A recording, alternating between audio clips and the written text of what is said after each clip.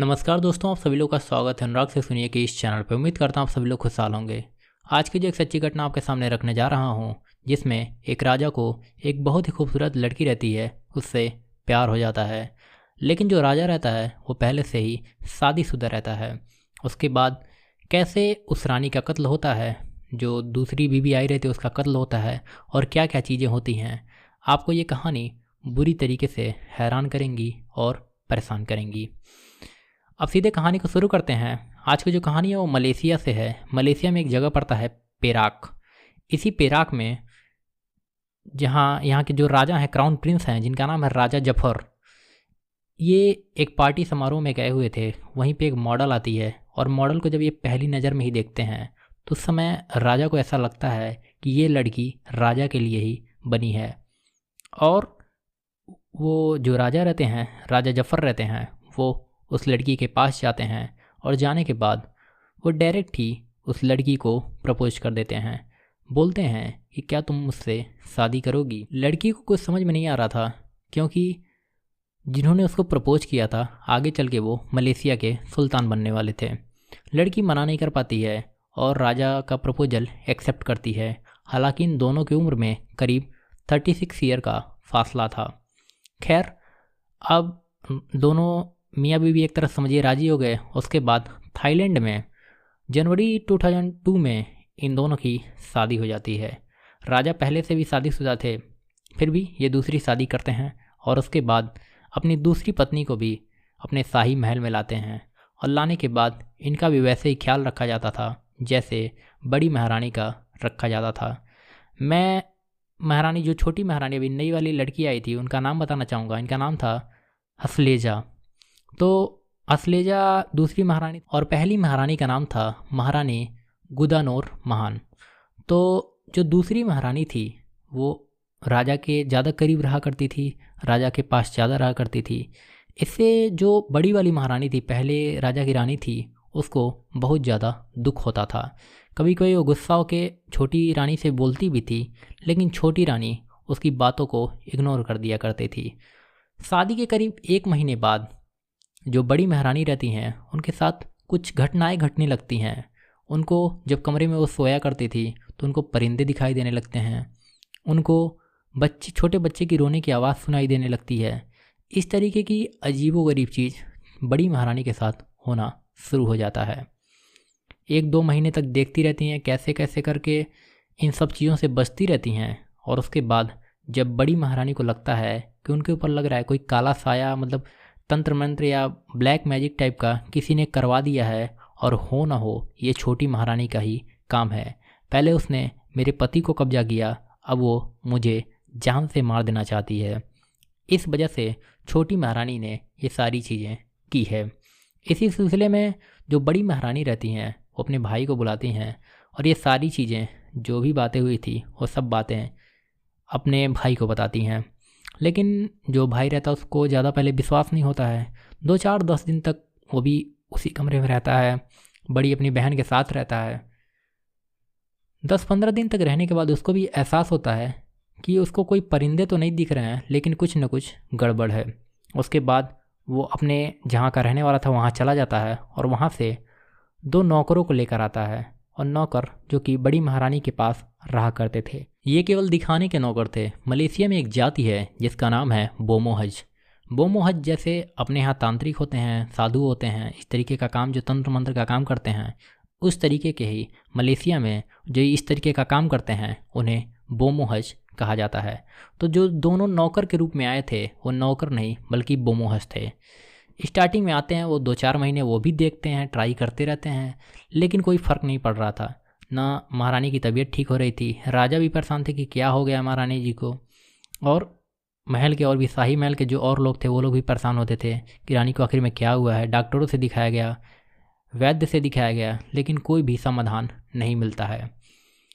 जब अक्टूबर का महीना आ जाता है तो महारानी उन दोनों बोमोहज से बोलती हैं कि तुम मुझे ठीक तो नहीं कर पा रहे हो, लेकिन जिसने मेरे साथ ऐसा किया है, यानी कि छोटी रानी, तुम उसकी शक्तियाँ छीन लो। शक्तियाँ अगर छीन लोगे तो उसके बाद जब तुम कुछ करोगे तो उसका असर होगा। इसी सिलसिले में जो दोनों बोमोहज रहते हैं वो 6 अक्टूबर 2002 को महारानी को, छोटी महारानी को किडनैप कर लेते हैं और गायब हो जाते हैं। 6 अक्टूबर 2002 को महारानी बाग में घूमने के लिए निकली थी, लेकिन वो वापस नहीं आती हैं। और उसके बाद पूरे शाही महल में हाहाकार मच जाता है कि क्या हो गया, क्या हो गया। राजा तक ये खबर पहुंचती है, लेकिन राजा रजवाड़े अलग चीज़ है, वहाँ पे भी डेमोक्रेसी है। तो जो राजा रहते हैं वो पुलिस टीम को खबर करते हैं और पुलिस की बहुत सारी टीमें छानबीन में लग जाती हैं। स्टार्टिंग में उन लोग को पता नहीं था कि बम्बू हज जो दोनों हैं वही महारानी को ले गए हैं। उसके बाद जिस कार से ले गए थे उस कार का पता था, तो उस कार का पता लगाया जाता है और तीसरे दिन कार मिल जाती है और कार बुरी हालत में मिली थी। साथ ही साथ कार के अंदर नाखून के टुकड़े, बाल के कुछ टुकड़े और खून के कुछ सैंपल मिले हुए थे।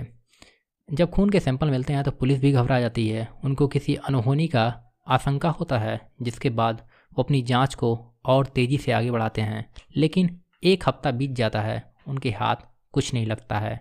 और उसके बाद करीब 10 दिन बाद एक जगह पड़ता है मलेशिया में ही, काफ़ी अच्छा जगह है, वहीं पे एक राहगीर था, वो खबर देता है कि यहाँ पे एक बॉडी टंगी हुई है।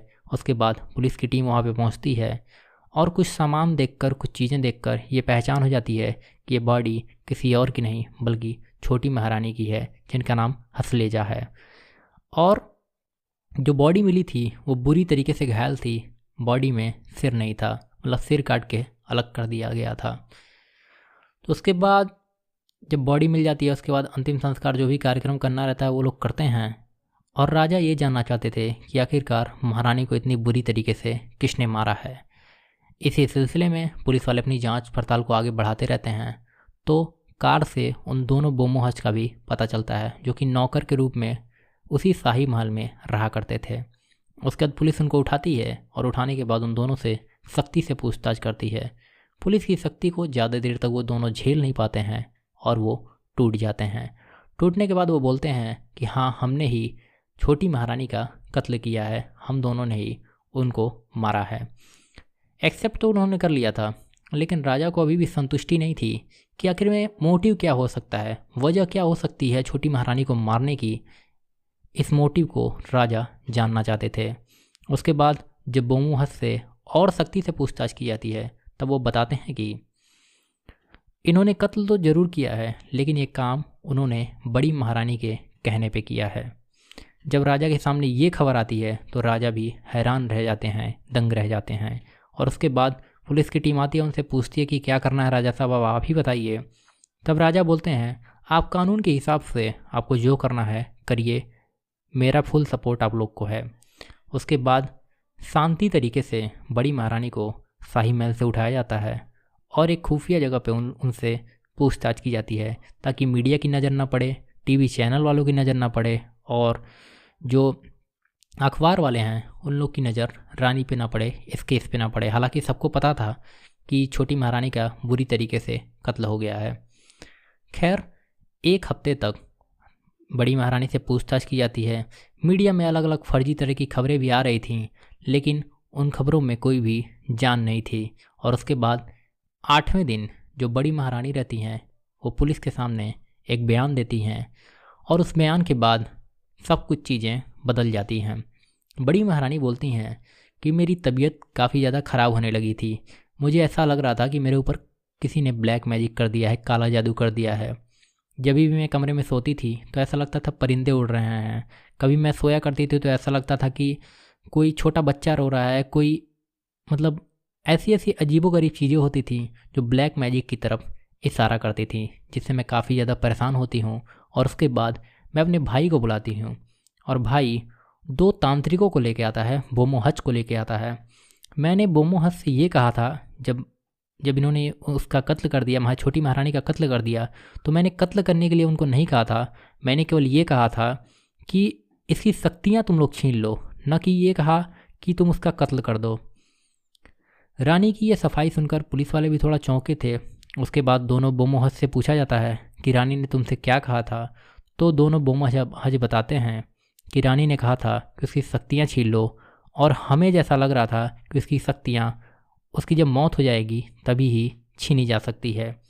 खैर, रानी की सफाई के बाद 1 हफ्ते के अंदर रानी को बाइज्जत बरी कर दिया जाता है। उसके बाद ये मामला कोर्ट में जाता है और कोर्ट में जाने के बाद उन दोनों बोमोहज को उम्र कैद की सज़ा मिलती है। वो दोनों वहाँ के रूल के हिसाब से 14 साल उम्र कैद की सज़ा है, तो उसी हिसाब से वो लोग 14 साल उम्र कैद की सज़ा काटते हैं और उसके बाद वो दोनों भी इस समय रिहा हैं। और जो रानी रहती हैं वो 2002 से 2018 तक जिंदा रहती हैं और 2018 के दिसंबर महीने में उनकी भी मौत हो जाती है। तो ये थी एक ऐसी कहानी जिसमें एक लड़की की मौत काला जादू के चक्कर में हो जाती है। कोई कंफर्म नहीं था कि उसने काला जादू किया था कि क्या किया था, लेकिन फिर भी बड़ी महारानी को बार बार ऐसा शक होता था और बड़ी महारानी ने ही एक तरह से अगर देखा जाए तो मारने का आदेश दिया। यही ना बोला कि उसकी शक्तियाँ छीन लो या कुछ भी, कुछ ना कुछ चीज़ें तो उनकी भी थी, उनको तो कुछ ना कुछ सज़ा मिलनी चाहिए थी। लेकिन पुलिस ने उनको 1 हफ्ते के अंदर रिहा कर दिया और जो राजा रहते हैं उन्होंने फिर दूसरी शादी नहीं की, उसी महारानी के साथ अपनी ज़िंदगी का व्यापन किया और राजा आज भी जिंदा हैं। तो ये थी आज की कहानी। आशा आपको कहानी पसंद आई होगी। अगर आपको कहानी पसंद आई हो तो आपके जो भी सवाल हों, जो भी सुझाव हों, हमें कमेंट बॉक्स में ज़रूर बताएं। साथ ही साथ आपसे एक रिक्वेस्ट करूँगा, अगर आप इस चैनल पर नए हैं तो चैनल को सब्सक्राइब करके बेल आइकन ज़रूर दबा दें। तो आज कहानी में इतना ही। तब तक अपना ख्याल रखिए, अपने परिवार वालों का ख्याल रखिए। बहुत बहुत धन्यवाद।